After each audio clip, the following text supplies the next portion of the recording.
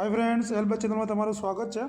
आज आप जोईशुं endocrine सिस्टमना important MCQ part 2। आज आप डिसऑर्डर जेटला है एंडोक्राइन सिस्टमना एना रिलेटेड जेटला भी इम्पोर्टंट एमसीक्यू है आज आप कवर कर दईशुं। तो स्टार्ट करिए और मारी हेल्थ बस टेलिग्राम चैनल पर जोड़ाई जजो। हूँ डिस्क्रिप्शन में लिंक आपी दईश कि तमने पीडीएफ मळी शके आनी। तो question number 1, cretinism is due to deficiency of cretinisms कोनी खामीथी जोवा मळे छे? थायरोक्सिन, इस्ट्रोजन्स, एपिनेफ्रिन के पछी रेनिन। तो आनी अंदर आपणो जवाब शुं रहेशे? जो क्रिटिनिज्म है क्रिटिनिज्म से आपणे जोवा मळशे थायरोक्सिननी खामीना कारणे। बराबर। हवे आ पहेला आपणे थोड़ी चर्चा करी लईए हाइपोथायरॉइडिज्म्स विषे, कारण के एमांथी क्वेश्चन्स घणा निकळे छे। बराबर। हवे हाइपोथायरॉइडिज्म्स एटले शुं कि हाइपोथायरॉइडिज्म्सनो मतलब शुं थशे?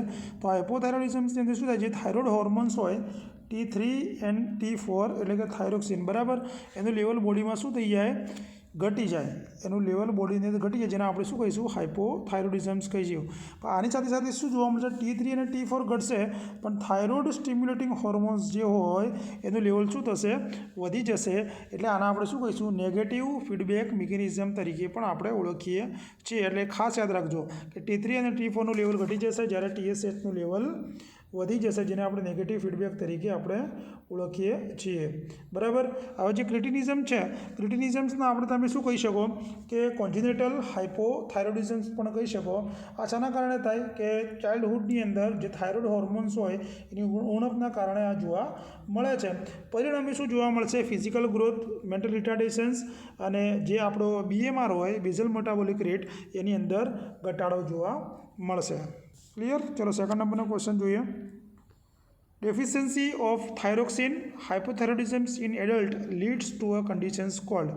कि एडल्टनी अंदर थायरोक्सिनનું डेफिशिएंसी જોવા મળે અથવા હાઇપોથાયરોઇડિઝમ જોવા મળે તો એમાં કઈ કન્ડિશન જોવા મળશે? ક્રિટિનિઝમ્સ, મિક્સ્ડ એડીમા કે પછી ગ્રેવ્સ ડિઝીઝ। બરાબર। तो आनी अंदर आपणे जवाब शुं रहेशे? Mix edema.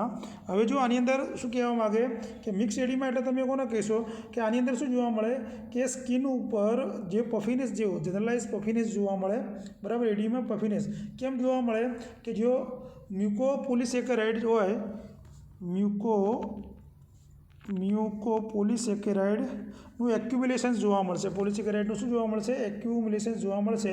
એટલે ત્યાં વેક્સી એપિયરન્સ જોવા મળશે એડલ્ટની અંદર અને ચાઇલ્ડહુડની અંદર ક્રિટિનિઝમ જોવા મળે। પછી આની અંદર ખાસ જે સાઇન સિમ્ટમ્સ પૂછે તો જો યાદ રાખજો કે મિક્સ એડીમાં હોય એની અંદર ડ્રાય સ્કિન જોવા મળશે। બરાબર। આ પૂછાયેલો ક્વેશ્ચન છે કેવી સ્કિન જોવા મળશે? તો ડ્રાય સ્કિન જોવા મળશે। બરાબર। પછી બ્રેડિકાર્ડિયા જોવા મળશે, એ કોલ્ડનું ઇન્ટોલરન્સ ઓફ કોલ્ડ જોવા મળશે, લોસ ઓફ હેર જોવા મળશે, વીકનેસ, એનોરેક્સિયા, ફટીગ અને વેટ ગેન અને ઇરેગ્યુલર મેન્સીસ જોવા મળશે ફિમેલની અંદર। બરાબર। મેલની અંદર ઇમ્પોર્ટન્સની ડેફિશિયન્સી જોવા મળશે। ચલો આગળ। Moon face with central obesity is noted કે મૂન ફેસની સાથે સેન્ટ્રલ ઓબેસિટી જોવા મળે એ શામાં જોવા મળશે? એડિસન્સ ડિઝીઝમાં, કુશિંગ સિન્ડ્રોમ્સમાં, ડાઉન સિન્ડ્રોમ્સની અંદર કે પછી ટર્નર સિન્ડ્રોમ્સની અંદર। બરાબર। ટર્નર અને ડાઉનને આપણે મેં તમને કોન્જિનેટલમાં ભણાવેલા જ છે। બરાબર। તો આની અંદર આપણો જવાબ શું રહેશે? તો જવાબ રહેશે કુશિંગ સિન્ડ્રોમ્સ। બરાબર। શું રહેશે? કુશિંગ સિન્ડ્રોમ્સ। હવે કુશિંગ સિન્ડ્રોમ્સમાં શું થશે કે જે ગ્લુકોકોર્ટિકોઇડ હોય ગ્લુકોકોર્ટિકોઇડનું શું થાય? ઓવર પ્રોડક્શન જોવા મળશે। વધારે પડતો એ એડિનલ કોર્ટેક્સમાંથી વધારે પડતો ઉત્પન્ન થશે, જેને આપણે કુશિંગ સિન્ડ્રોમ્સ તરીકે ઓળખીએ છીએ। બરાબર। અથવા જનરલી જે કોર્ટિકોસ્ટેરોઇડ વધારે યુઝ કરતા હોય એમની અંદર જોવા મળે છે।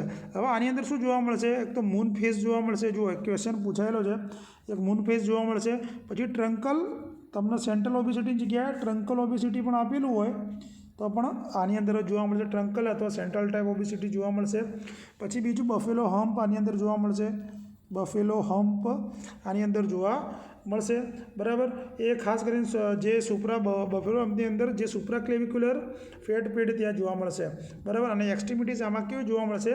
એકદમ થીન એટલે પાતળી જોવા મળશે। અને હર્સુટિઝમ્સ જોવા મળશે। પછી હાઇપરટેન્શન જોવા મળશે। બરાબર। અને જે રેડિશ પર્પલ સ્ટ્રેયા પણ આની અંદર જોવા મળશે, એબ્ડોમેન અને થાઈના ભાગની અંદર જોવા મળશે। ક્લિયર। હવે આનું વિરુદ્ધમાં એડિશન્સ ડિઝીઝમાં શું થશે?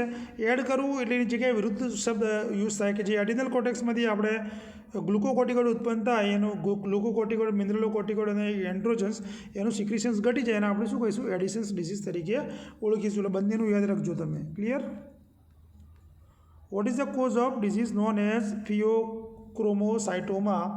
ફિયોક્રોમોસાઇટોમાના ડિસીઝને કયું કારણને લીધે જોવા મળે છે? Excessive secretion of epinephrine in norepinephrine, excessive secretion of thyroid hormone, excessive accumulations of fluid in the kidney, decreased secretions of parathyroid hormone. હવે ફિયોક્રોમોસાઇટોમા એ શું છે? બરાબર. હવે આની અંદર આ શું જોવા મળે? આની અંદર જે આપણી એડ્રિનલ મેડ્યુલા હોય, એડ્રિનલ મેડ્યુલામાં શું જોવા મળે? ટ્યુમર જોવા મળે. પણ શામાં? જે કેટાકોલેમાઇન હોય એ શું કરે?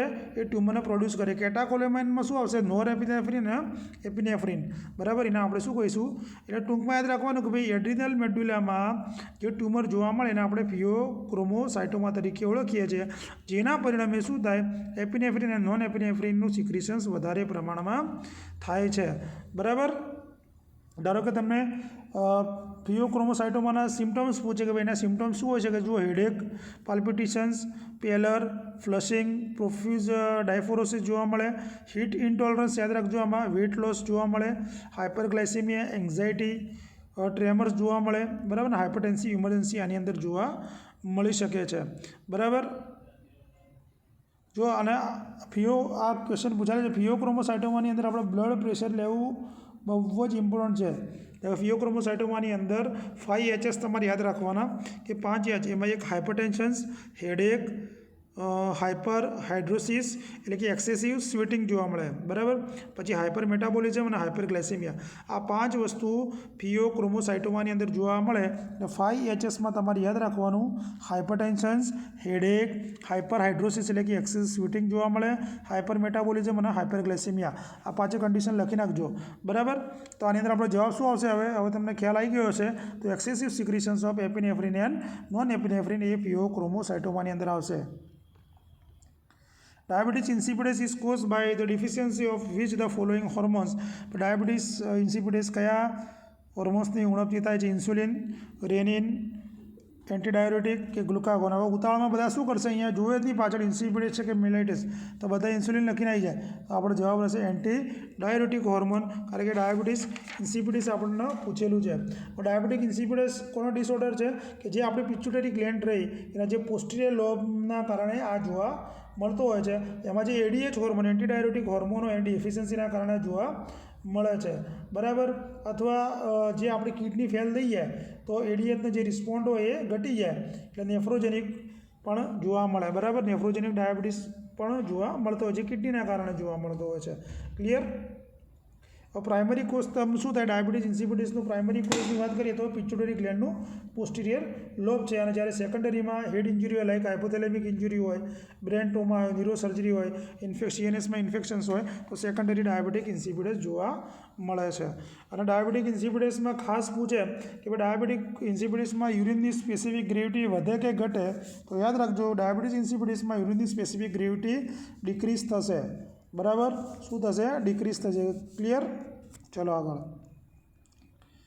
Tumour within a sella turcica and small adenomas of the pituitary gland can be removed through. કે હવે જે પિટ્યુટરી ગ્લેન્ડના આપણે શું કરવાની છે? સેલા ટર્સિકા થ્રુ જે ટ્યુમર છે સેલા ટર્સિકામાં પિટ્યુટરી ગ્લેન્ડ આપણે રિમૂવ કરવાનું ક્યાંથી કરીશું? તો એને શું કહીશું? ક્રેનિયોટોમી, ઇન્ફ્રાટેન્ટોરિયલ એપ્રોચ, ટ્રાન્સપિનોડિયલ એપ્રોચ કે સુપ્રાટેન્ટોરિયલ એપ્રોચ. બરાબર. તો આની અંદર આપણો જવાબ શું રહેશે? જવાબ રહેશે ટ્રાન્સપિનોડિયલ એપ્રોચ મારફતે આપણે શું કરીશું? એને રિમૂવ કરીશું. બરાબર. એક્ઝામમાં પૂછાયેલો ક્વેશ્ચન છે. અને ઘણીવાર તમને એમ બી પૂછી લે કે ભાઈ SIDHનો ક્વેશ્ચન આવે, SIADH. બરાબર. SIDHનું ઘણાના નામ જ ખબર નહીં હોતું, તો યાદ રાખજો syndrome of inappropriate antidiuretic hormone. બરાબર. એનું નામ શું છે? Syndrome of inappropriate antidiuretic hormone. એટલે આની અંદર શું થાય કે જે એડીએચનું સિક્રિશન છે ને એકદમ વધુ પડતું વધી જાય. એડીએચ હોય અથવા તમને વાઝોપ્રેસિન આપેલું હોય, બરાબર, એનું સિક્રિશન શું થઈ જાય? વધી જાય. પરિણામે શું જોવા મળે? SIDHની અંદર હાઇપોનેટ્રિએમિયા જોવા મળે, હાઇપરટેન્શન જોવા મળે, ટેકિકાર્ડિયા, વેટ ગેન, લો યુરિન આઉટપુટ જોવા મળે અને યુરિન સ્પેસિફિક ગ્રેવિટી વધી જતી હોય છે. એટલે આ SIDHનું પણ તમે યાદ રાખજો. Clear? Excessive secretion of vasopressin responsible for which of the following disorder. જો અમે અત્યારે ચર્ચા કરી તો એને અંદર જવાબ રહેશે આપણે SIADHની અંદર શું થઈ જાય છે, વાઝોપ્રેસિન એટલે કે ADHનું એકદમ વધુ પડતું પ્રમાણ વધી જાય છે. Which of the following is not a modified risk factor in the case of diabetes. કે નીચેનામાંથી ડાયાબિટીસનું મોડિફાઈડ રિસ્ક ફેક્ટર કયું નથી કે જેને આપણે ચેન્જ નથી કરી શકતા. એજ, સોલ્ટ ઇન્ટેક, આલ્કોહોલ ઇન્ટેક કે પછી ઓબેસિટી. તો આની અંદર આપણે શું જોવામાં આવશે, તો એજને તમે મોડિફાઈ કરી શકતા નથી. એટલે નોન મોડિફાઈડ રિસ્ક ફેક્ટરમાં કયા કયા આવે, તો જો એજ, પછી રેસ, ફેમિલી હિસ્ટ્રી કે જેમાં જીનેટિક કોઈ પણ લક્ષણો હોય, પછી જેસ્ટેશનલ ડાયાબિટીસની હિસ્ટ્રી હોય, લો બર્થ વેટ હોય, આના આપણે બદલી શકતા નથી. મોડિફાય એટલે તમે શું લાઇફસ્ટાઇલ રિસ્ક ફેક્ટર તમે ચેન્જ કરી શકો હોય, જેમાં ઇન્ક્રીઝ BMI આવે, ફિઝિકલ ઇનએક્ટિવિટી, પુઅર ન્યુટ્રિશન્સ, હાઇપરટેન્શન્સ હોય, સ્મોકિંગ હોય, આલ્કોહોલ, એ બધાને તમે ચેન્જ કરી શકો છો. ક્લિયર. હવે તમને એમ કે ભાઈ ઇન્સ્યુલિન સિક્રેશનની કમ્પ્લેન કયા ડાયાબિટીસમાં જોવા મળે, તો યાદ રાખજો ઇન્સ્યુલિન કમ્પ્લેનની પૂછે તો ટાઈપ 1 ડાયાબિટીસની અંદર, બરાબર, જેને આપણે ડાયાબિટીસ મેલાઇટિસ કહીએ. અને આ શું છે, એક મેટાબોલિક ડિસઓર્ડર છે કે જેની અંદર બ્લડની અંદર ગ્લુકોઝનું લેવલ વધી જાય છે, જેને આપણે હાઇપરગ્લાયસેમિયા કહીએ છીએ. પરિણામે ઇન્સ્યુલિન સિક્રેશન શું થાય, પેન્ક્રિયાઝમાંથી ડિફેક્ટ જોવા મળે, ટાઈપ 1 ડાયાબિટીસ કહીએ છીએ, બરાબર. અને ઇન્સ્યુલિન રેઝિસ્ટન્સના આપણે શું કહીએ છીએ, ટાઈપ 2 ડાયાબિટીસ મેલાઇટિસ કહીએ છીએ. ચલો આગળ જોઈએ. A client is suffering from diabetes mellitus. Which of the following symptoms indicate hyperglycemia? કે પેશન્ટ્સની અંદર શું છે, ડાયાબિટીસ મેલાઇટસમાંથી સફર થઈ રહ્યો છે, તો નીચેનામાંથી કયા હાઇપરગ્લાયસેમિયાના ચિહ્નો જોવા મળશે? ડાયાફોરોસિસ, ડિઝીનેસ, હંગર, હેડેક, બ્લડ વિઝન્સ, નોઝિયા, પોલીયુરિયા, પોલિડિપ્સિયા અને પોલિફેજિયા, ઓલિગોરિયા, ફ્લુડિટેશન્સ કે પછી શોર્ટનેસ ઓફ બ્રેથ. બરાબર. હવે આનો ડાયાબિટીસ મેલાઇટસના કાર્ડિનલ સાઇડની અંદર આપણે ભણતા જાય છે કે ભાઈ 3P છે, બરાબર. તો 3P કયા છે, પોલિયુરિયા, પોલિડિપ્સિયા અને પોલિફેજિયા, બરાબર. એની સાથે સાથે ટાઈપ 1 ડાયાબિટીસની અંદર શું જોવા મળશે, વેટ લોસ કોમન જોવા મળશે, બરાબર. A patient is to be given a 12 unit of insulin, બરાબર. પેશન્ટને આપણે કેટલું 12 યુનિટ ઇન્સ્યુલિન આપવાનું છે. સમજો question. If 1 ml of insulin solution contain 40 unit, એટલે 1 ml ની અંદર કેટલું ઇન્સ્યુલિન છે, 40 યુનિટ છે. તો how much insulin to be given in ml, તો કઈ રીતે તમે mlમાં આપશો, બરાબર. હવે આપણે શું કીધું છે કે ભાઈ કેટલા 40 યુનિટનું છે ઇન્સ્યુલિન, 1 mlમાં કેટલું છે, 40નું છે, અને આપણા જોડે હાજર કેટલું છે, 1 mlમાં 40નું કીધું છે. તો હવે કઈ રીતે કરશો, અને આપણે 12 યુનિટ આપવાનું છે, તો આપણે સીધે સીધું શું કરવાનું, 12/40 કરશો એટલે કેટલો આવશે, 0.3 ml આપણે આપવું પડે, બરાબર. કેલ્ક્યુલેશન્સના ફંડામેન્ટલમાં પણ પૂછાય છે અને આમાં પણ આવી શકે છે. ક્લિયર. નોર્મલ ધારો કે ફાસ્ટિંગ તમને બ્લડ શુગર પૂછે તો ઘણાને ખબર હોતી નથી, તો 70 થી 110 હોય છે નોર્મલ ફાસ્ટિંગ બ્લડ શુગર. કે આ રીતના ક્વેશ્ચન પણ આવી શકે. ધારો કે તમને એમ પૂછે કે ભાઈ પ્રી ડાયાબિટીસ આપણે કોને કહીશું, તો 126 કરતાં વધી જાય એને આપણે શું કહીશું, પ્રી ડાયાબિટીક તમે કહી શકો છો, બરાબર. અને બ્લડ શુગરમાં શું હોય છે, ગ્લુકોઝનું લેવલ હોય છે. ક્લિયર. ચલો આપણે આગળ જતા રહીએ. હવે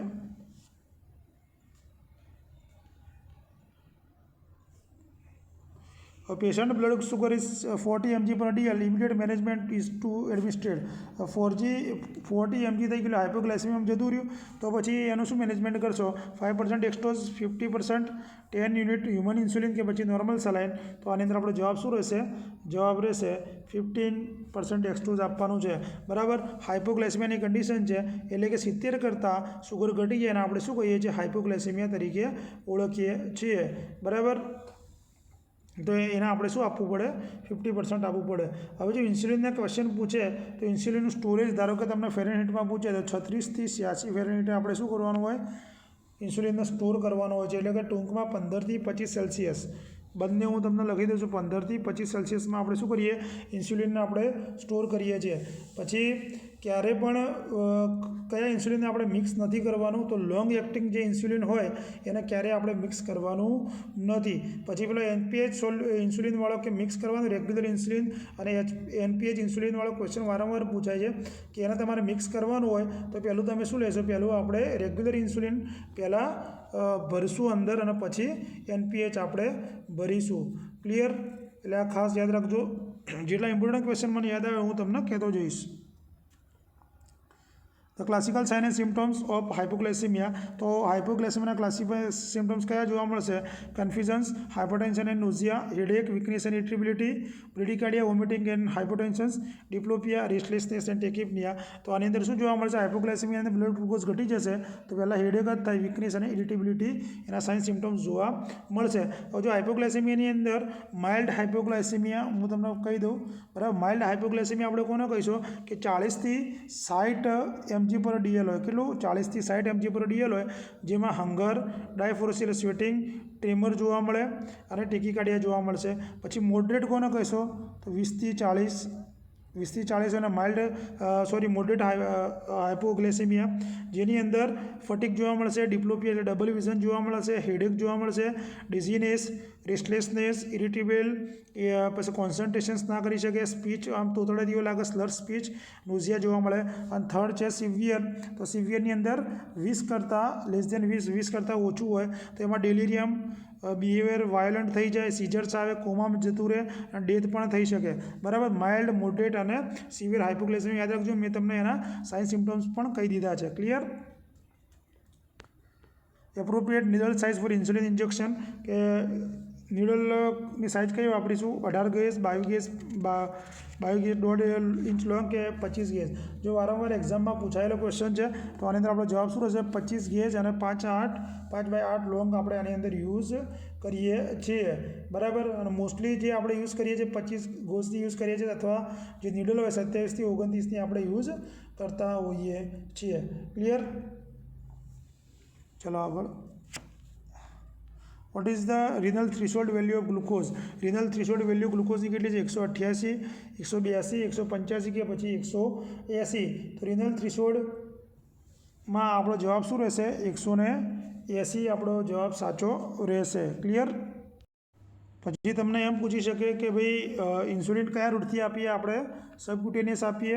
અને એમાં ખાસ યાદ રાખવાનું કે જે ઇન્સ્યુલિન આપણે ઇન્જેક્શન આપતા હોઈએ તો પેશન્ટ્સને રોટેટ કરવાનું કેટલું? 2.5 ઇંચ, 2.5 સેન્ટીમીટર જેટલું આપણે સાઈડને શું કરવાનું?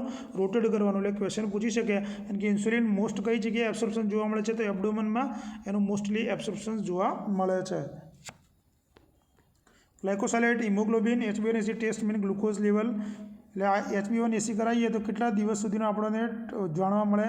2 દિવસ, 14 દિવસ, 30 દિવસ કે 9 દિવસ. તો ગ્લાયકોસાઇલેટ હિમોગ્લોબિનની અંદર આપણો જવાબ શું રહેશે? ઓવર 90 ડેઝ રહેશે, બરાબર. આનો મતલબ શું થાય? કે જે બ્લડ ગ્લુકોઝનું હિમોગ્લોબિન સાથે કેટલા પ્રમાણની અંદર બાઉન્ડ છે આપણે ચેક કરી શકીએ 90 દિવસ સુધીનું, બરાબર. અને આ નોર્મલ રેન્જ પૂછે છે તો 4 થી 6 આનું નોર્મલ રેન્જ હોય છે, બરાબર. જો HbA1c 6.5 કરતાં વધારે હોય તો આપણે કહી શકીએ કે ડાયાબિટીસમાં છે. ક્લિયર? ચલો આગળ. The patient teaching about diabetes food care should include the need. કે પેશન્ટને આપણે શું કરીએ છીએ? ડાયાબિટીક ફૂડ કેર માટે સમજાવી રહ્યા છે તો શું સમજાવશું? બરાબર. તો rub feet the alcohol to toughen skin, use heating pad to warm feet, inspect feet daily for crack or cut, disinfect scissors before removing callus. તો હવે પેશન્ટને શું સમજાવવાનું છે? કે એનો જે ફૂટ હોય એને ડેલી ઓબ્ઝર્વેશન્સ કરે કે ક્રેક છે, કટ પડે છે કે નહીં, એ ખાસ જોવાનું. કારણ કે આ ડાયાબિટીસની અંદર શું હોય? એનું હિલિંગ આવતું હોતું નથી, બરાબર. એટલે ખાસ એ આપણે એના પેશન્ટ્સને વાત કરવાની છે. પછી એક બીજો ક્વેશ્ચન આવે OGTTનો પૂછાય છે એક્ઝામમાં, ઓરલ ગ્લુકોઝ ટોલરન્ટ ટેસ્ટ. આ શાના માટે યુઝ કરીએ છીએ? કે ડાયાબિટીસ મેલાઇટસના સ્ક્રીનિંગ માટે આપણે યુઝ કરીએ છીએ, બરાબર. આમાં શું જે પ્લાઝમા ગ્લુકોઝ લેવલ હોય એનો આપણે શું કરીએ? મેઝર કરીએ છીએ. આમાં આપણે શું કરીએ છીએ? પેશન્ટ્સને 75 ગ્રામ ગ્લુકોઝ આપણે ઓરલી પેશન્ટ્સને આપતા હોઈએ છીએ અને પછી એનું શું કરીએ છીએ? 2-3 કલાક પછી એનું નોન ડાયાબિટીક પેશન્ટ્સ આવે તો એ બ્લડ શુગરનું, એટલે આમાં શું હોય છે? નોન ડાયાબિટીક પેશન્ટ્સ હોય તો 2 થી 3 કલાકની અંદર બ્લડ શુગર નોર્મલ થઈ જાય છે, બરાબર. અને આની અંદર 2 અવર પછી જોઈએ તો 200 મિલીગ્રામ કરતાં વધારે જોવા મળે તો એને આપણે શું કહીએ? WHના ક્રાઇટેરિયા પ્રમાણે ડાયાબિટીસ તરીકે ઓળખીએ છીએ. એટલે OGTT તમે ખાસ યાદ રાખજો, બરાબર. સોરી, આ ક્વેશ્ચન જોવાનું રહી ગયો. Level of which increase during fasting, કે આપણે ફાસ્ટિંગ કરતા હોઈએ તો શાનું લેવલ વધી જતું હોય છે. તો આની અંદર જવાબ હશે ગ્લુકોઝ, કીટોન બોડીઝ, કે પછી એમિનો એસિડ, કે પછી ફેટી એસિડ. તો આની અંદર આપણો જવાબ શું રહેશે કે જ્યારે પણ ફાસ્ટિંગ કરતા હોય અથવા સ્ટાર્વેશન્સ કરતા હોય એટલે બોડીની અંદર શું થઈ જાય કે ગ્લાયકોજનનું જે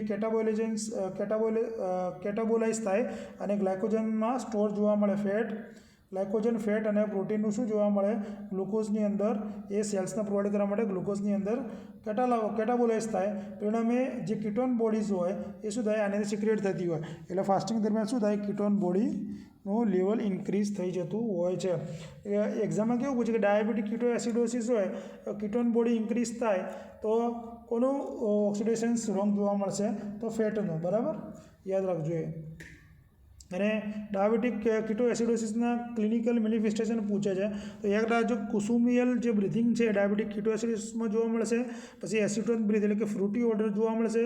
એ બે યાદ રાખજો, બીજું યાદ નહીં રહેતો ચાલશે. પોલીયુરિયા, પોલીડિપ્સિયા અને ડિહાઇડ્રેશન્સ, ડ્રાય મુકોસની જરૂર નથી. પણ બે વસ્તુ ખાસ યાદ રાખજો, કુસુમલ રેસ્પિરેશન્સ અને એસિટોન બ્રીથ શામાં જોવા મળશે ડાયાબિટીક કીટો એસિડોસિસની અંદર જોવા મળશે. Clear? During physical examination client breath having a fruity odour will be suspect. અત્યારે જ વાત કરી ફ્રૂટી ઓર્ડર શામાં જોવા મળશે તો કીટો એસિડોસિસની અંદર જોવા મળશે. બરાબર, આ હતા આપણે એન્ડોક્રાઇન સિસ્ટમના બધા ડિસઓર્ડર અને મોસ્ટ ઇમ્પોર્ટન્ટ એમસીક્યુ. ચલો કાલે મળીએ એક નવી સિસ્ટમ સાથે. વિડીયો સારો લાગે તો શેર કરજો. જે મહેનત કરતા હોય લાઇક અને સબસ્ક્રાઈબ કરવાનું ભૂલતા નહીં. Thank you.